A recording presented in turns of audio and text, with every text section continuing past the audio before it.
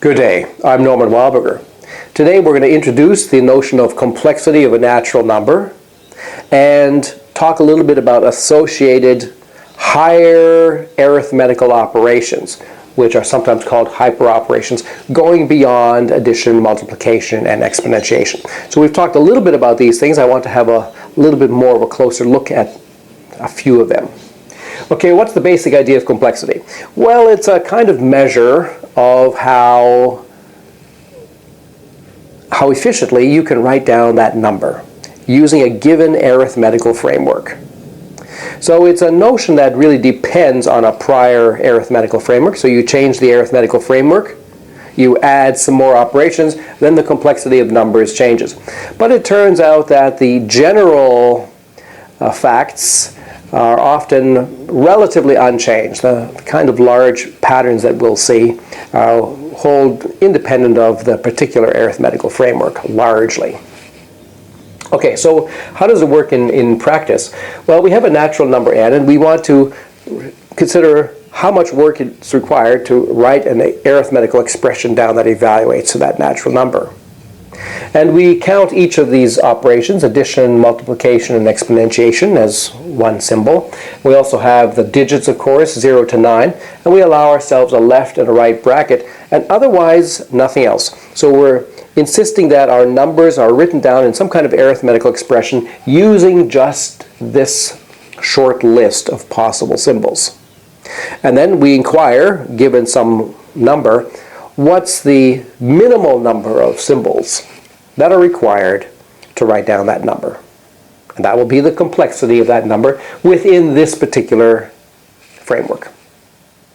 So for example, the numbers 1 through 9 obviously have complexity 1 because one symbol is required to write them down. The numbers from 10 to 99 have complexity 2. From 100 to 999 they have complexity 3. The first sort of non-obvious thing happens when we get to 1024. These numbers here, 1000 to 1023, have complexity 4 because there's 4 digits required. But this one here has complexity 3 because we are able to write it as 4 to the 5th. And that's using 3 symbols from our chosen list of symbols.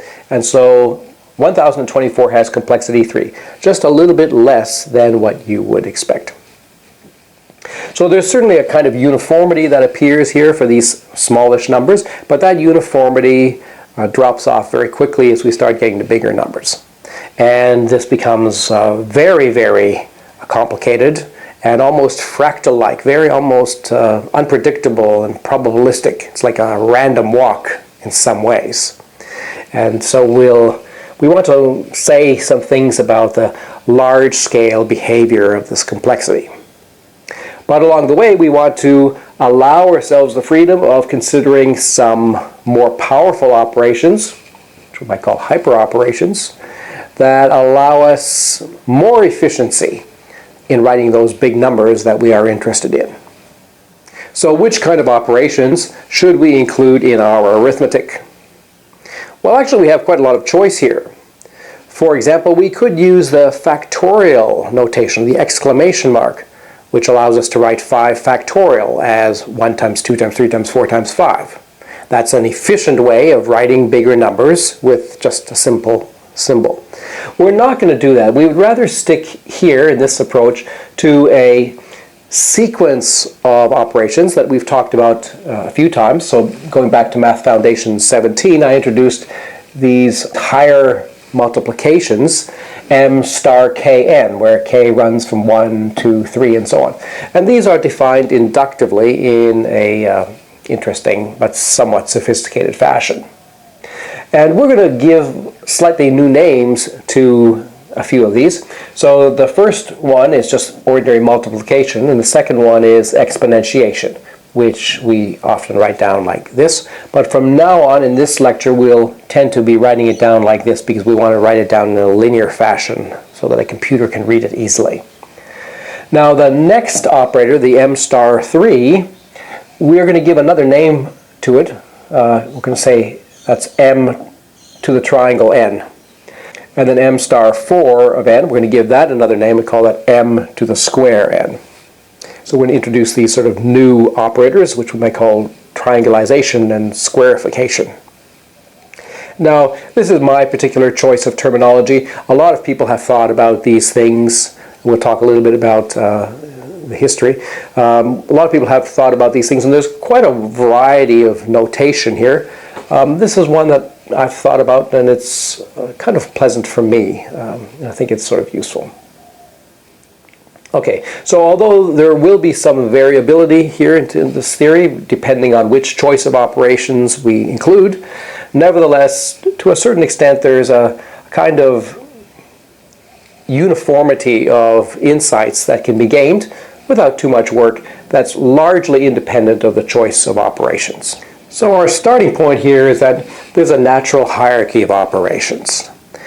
And addition is really the basic operation upon which everything else rests. In some treatments of the subject, the successor operation is taken as primary, and that's also a possible way to proceed. The successor operation, where you're adding 1, is a little bit different because you're not combining two numbers, you're just taking a number and changing it. So if we start with addition, then we can build a sequence of higher operations inductively from addition. And the beautiful thing about this is that at every step, what you're doing is just the same kind of thing as what you did in the previous step. So multiplication, which is the first of our multiplication operators, star 1, is defined this way, that m times 1 equals m. So m is a natural number of your choice, and here we define m times 1. Okay, and then in this step here we are defining this inductively. We're defining what m times n plus 1 is, assuming that you know what m times n is. Okay, so assuming you know what m times n is, the way you define m times n plus 1 is that it's m plus m times n. Okay, so if we follow this procedure, let's say we weren't familiar with this operation, then m times 2, according to this, would be m plus m times 1. Then if we wanted to unravel this, we would use this first definition to say, m times 1 is just m. So this is just m plus m. So m times 2 is the same as m plus m. Now we've expressed it purely in terms of the fundamental operation of addition. M times 3, by this recursive or inductive rule, is m plus m times 2. So that's m plus, well, we've just calculated m times 2, that's m plus m. So it's m plus, in brackets, m plus m. That's what m times 3 is. And then m times 4 is similar kind of thing. It's m plus what we just got, which is m plus m, with brackets like this. M times 5, same kind of story with the brackets sort of nested inductively from the right. And it's pretty clear how the pattern carries on. So that's a nice way of thinking about how to define multiplication in terms of addition. It's quite different from the way we define multiplication initially in terms of sort of a rectangular array of objects, but it's a pleasant alternative. The inductive way of defining these operations becomes, I think, clear here with the exponentiation. That's our next one on the list. So that's star 2 in the star notation. And here is how we define it. So m exponent 1 equals m. M exponent n plus 1 is by definition m times m exponent n. Alright, so I'm using the term exponent, but I could also say m to the power n. Alright, so what is m exponent 2? Well, according to this rule here, inductively, it's in terms of m exponent 1. So it's m times m exponent 1. But m exponent 1 we know is m, so this is just m times m. It's the definition of m to the 2, or m exponent 2. And then m exponent 3 is by definition m times m exponent 2. Well, we've just calculated m exponent 2, there it is there, and so it's m times m times m.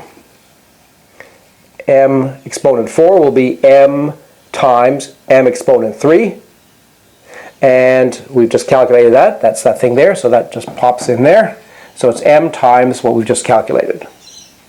And you can see that at each stage, we're taking what we've just done and multiplying it by m to get higher powers. And that way we can calculate m exponent n for any natural number n in an inductive fashion.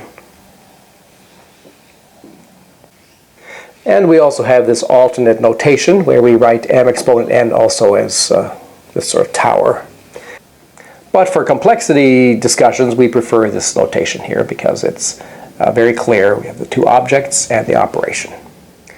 Okay, so these three operations, which of course are very familiar to us, they of course satisfy some additional laws. They have some additional properties that are not immediately obvious from the definition. And this opens up, in fact, a very big project to actually establish these laws as consequences of the definitions that we've just provided. So this is charting a different course through arithmetic. We could have started this course with the first few videos in this fashion, but it's mathematically more sophisticated.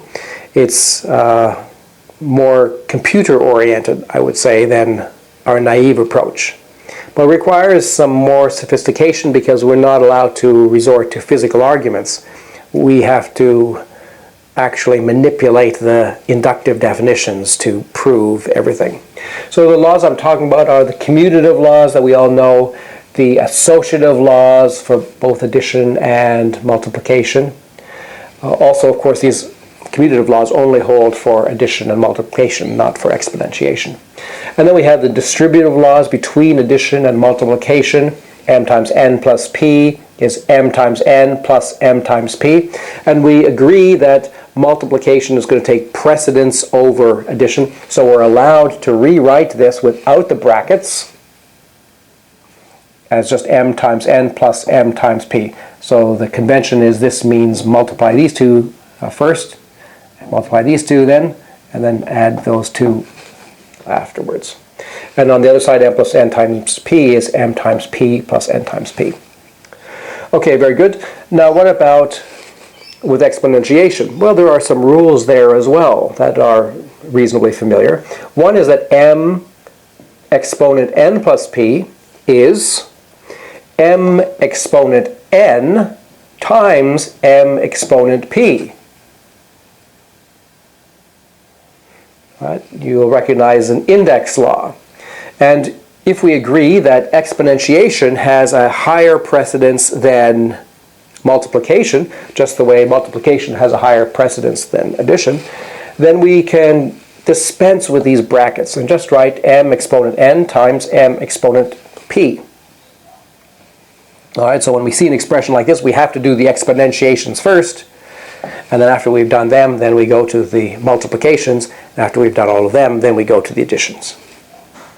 And there's another one, which is m exponent n, all of that exponent p, is equal to m exponent n times p.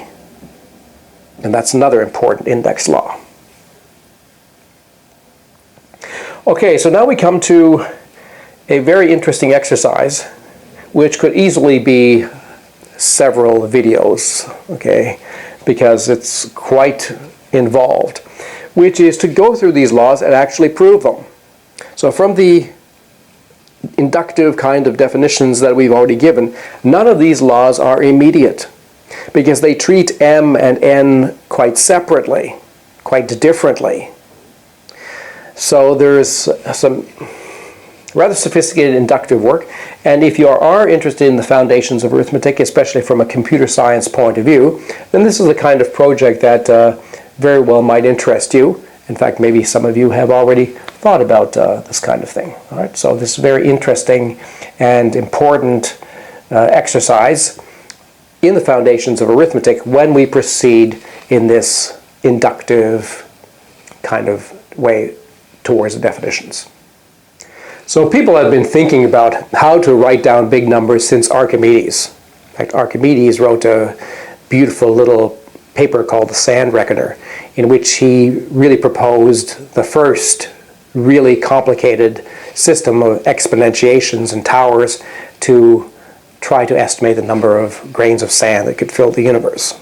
So it was really the first really serious attempt at getting hold of a big number. And since Archimedes' time, many people have, of course, played around with the idea of let's write a really big number. And probably the same kinds of ideas that we're talking about here have been discovered and rediscovered dozens, probably hundreds of times in the course of the history of mathematics. And probably a lot of those haven't really been recorded. So I wouldn't be surprised if a lot of the great mathematicians played around with these notions and maybe just didn't get very far, and so they just left it in some journal somewhere. In the 20th century, we've seen more development in this direction, including the terminology of hyperoperations. This idea that one way of getting bigger numbers is to introduce higher operations above the three standard ones that we've been talking about so far. And different notation and different approaches have been spelled out by people. So there's Knuth's arrow notation, which is quite well known. That's Donald Knuth. There's a fellow Bennett in 1914 who made advances in this direction. Ackermann in 1926. Goodstein in 1947. And many others, including John Conway. So there's quite a variety of different terminologies and conventions to get at these bigger and bigger operations that give us bigger and bigger numbers. Okay, so I admit that I also am going to introduce yet some more notation. So I like to think about these operations in terms of the stars, and I'm going to give star 3, which is the next one on our list, a unique symbol, a lot like the exponentiation symbol. It's just going to be a triangle. So we'll call this triangulation as opposed to exponentiation. And we're going to read it just m triangle 1. Okay, so this is a new operation which we're going to define inductively in this fashion, that m triangle 1 is m. That first line is going to be the same for all the operations in this sort of family. And then this next one is also going to be the same kind of story. So m triangle n plus 1 is defined in terms of m triangle n and the previous operation on our list, which in this case is exponentiation. So it's defined as m exponent m triangle n. So exactly the same way that we go from addition to multiplication, we can go from multiplication to exponentiation, and from exponentiation to triangulation. It's exactly the same definition, but the meaning of it is quite different and gets at these towers of exponentials that we were relying so much on in our previous videos to create very big numbers.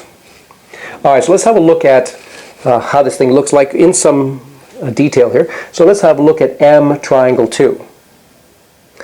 According to the inductive definition, m triangle 2 is expressed in terms of m triangle 1 as m exponent m triangle 1.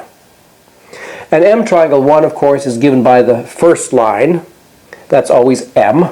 So this is just m exponent m. You know, it's m to the m. So m triangle 2 is m to the m.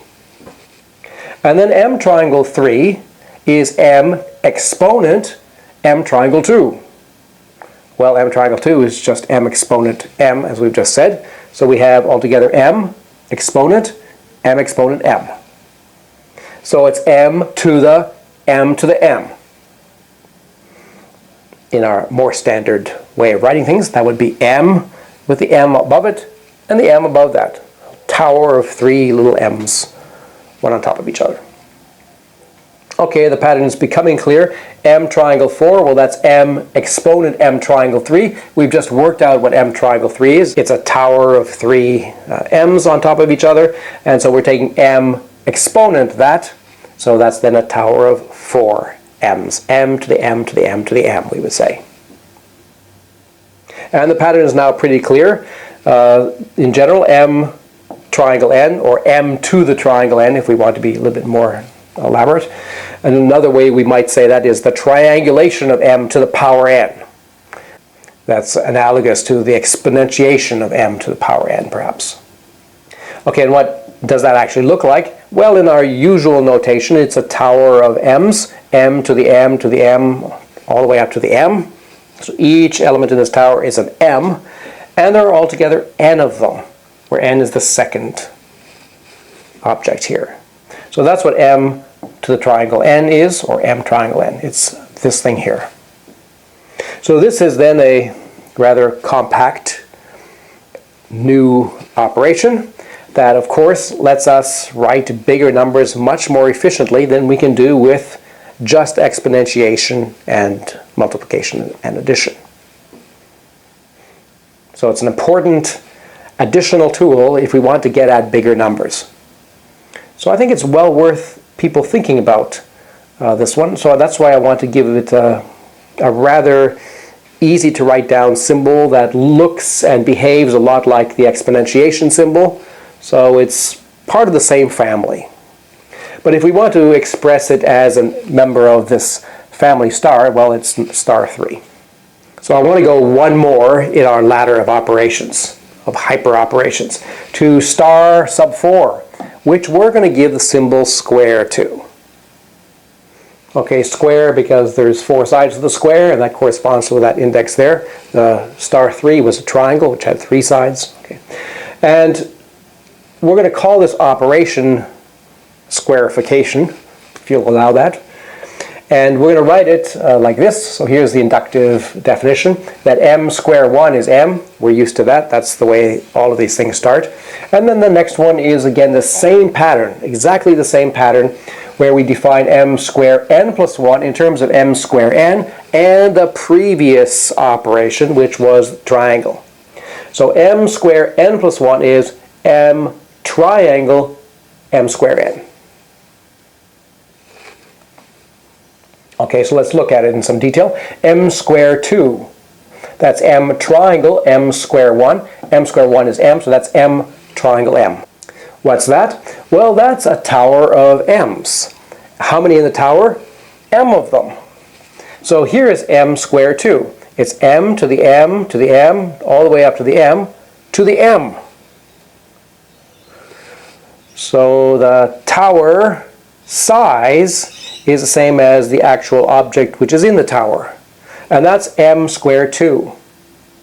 So if m is something like 10, we're talking about 10 to the 10, all the way up to the 10 to the 10. That's pretty well, modulo 23, the number z that we talked about before. So that would just be 10 squared 2 plus 23. Okay, how about m squared 3? Well, that's m triangle m squared 2. M squared 2 we said was m triangle m. So this is m triangle m. Okay, so let's get our head around that. So the triangle means that we have a tower of exponentiations involving m's. So we have m to the m to the m and so on all the way up to the m. And how many are there in this tower? That's what this second thing is telling us in the triangle notation. It's telling us that the number in this tower is m triangle m, which was this thing here. So the number in this exponent is m to the m all the way up to the m, where the number in this is m. So this is m squared 3. It's a tower whose size is determined by a tower whose size is determined by m. Okay, we can write down m squared 4, which is then m triangle, what we just got, m triangle m. And give it some thought, you'll see that it's the same kind of story, but now we have yet another tower in front of this one. So m to the m all the way to the m, where the number in that first tower is equal to this. So the number here, 4 in that case, would be telling us sort of how many groups of objects we have. We would have 4 groups. Alright, so this is the operation of squarification of the square operator, let's say.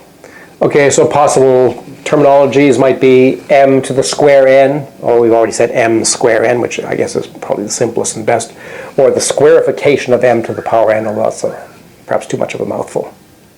And in general, so if we have n here instead of 2, 3, or 4, so m square n would be, well, there's a tower of m's here, and then the number in this tower is another tower of m's, and the number in this tower is another tower of m's, and we have altogether m such towers. So the number of towers, not brackets, but towers, there's 1, there's 2, all the way up to this last one included, that's going to be n. Okay, we could certainly go further, and it's a good exercise for you to think about the fifth one along this list and write down what m, let's say pentagon 5, whatever notation we should use. Certainly we could just use star 5, so m star 5 n. What that would be for small values of n. Okay, it's instructive, and you can sort of see that we're getting the same kind of thing that we got when we were taking braces and brackets of towers of exponentials in our creation of, say, z prime a few videos ago. So we could certainly keep on going, but this is already enough ammunition to get numbers which are bigger than any conceivable practical purpose, and certainly enough for us to say some things and introduce some ideas of this complexity. Let's talk a little bit about the precedence of operations. So we're going to agree that higher operators get precedence. This allows us to be a little bit more efficient when we're writing down arithmetical expressions with lots of operators, in that we agree to do the higher operators first. So if we have some expression like this, 3 square 5 times 4 triangle 3 square 6, then that's actually not ambiguous, because we're going to do the squares first. So 3 square 5, that really has to be done first, and 3 square 6 over here has to be done before any of the other operators. So once we've done that one, then the next operator from the top down is the triangle. So we would do then 4 triangle whatever we got for 3 square 6. And once we got that, then the next one would be the multiplication. And we'll also adopt the convention that if we have the same number strung out, then we'll agree that the brackets go like this from the right-hand side. So 7 triangle 7 triangle 7 is the same as 7 triangle 7 triangle 7. So we do that one first, and then we do 7 triangle that. Similarly, if we have 9 square 9 square 9 square 9, we're going to interpret that to mean 9 square 9, do that first, figure out what it is, and then 9 square that, figure out what that is, and then 9 square that, figure out what that is.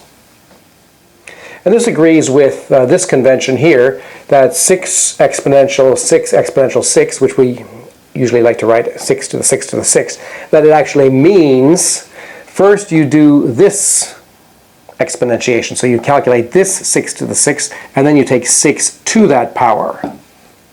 Right? So we're just adopting the same kind of convention that we already have for the exponentiations, at least when we write things like this.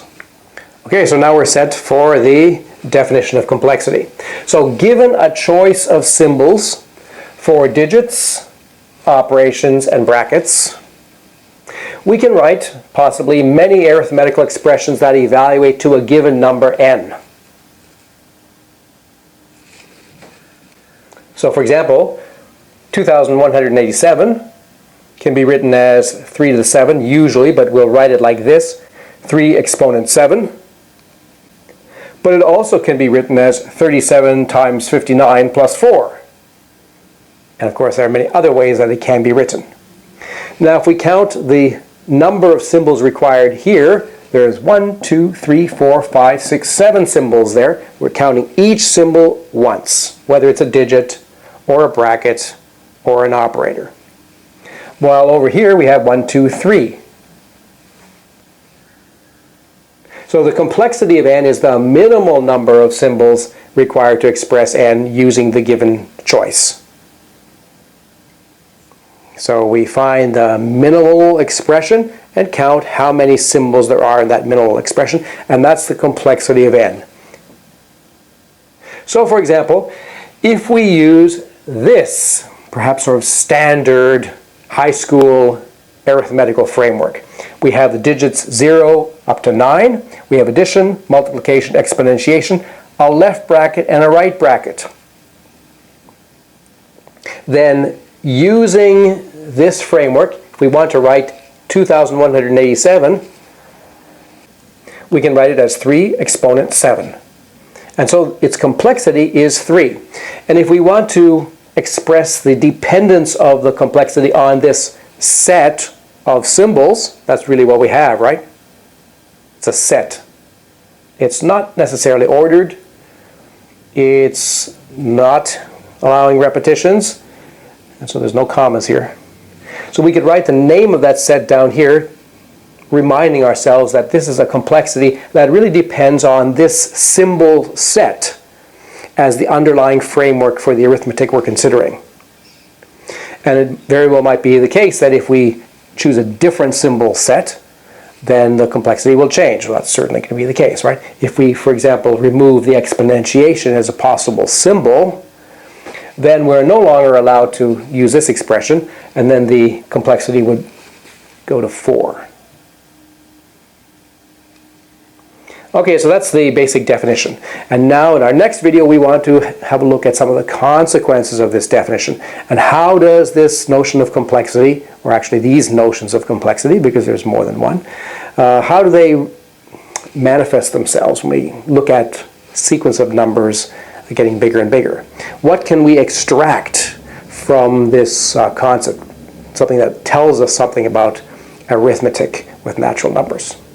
So that'll be next video. Hope you'll join me for that. I'm Norman Wildberger. Thanks for listening.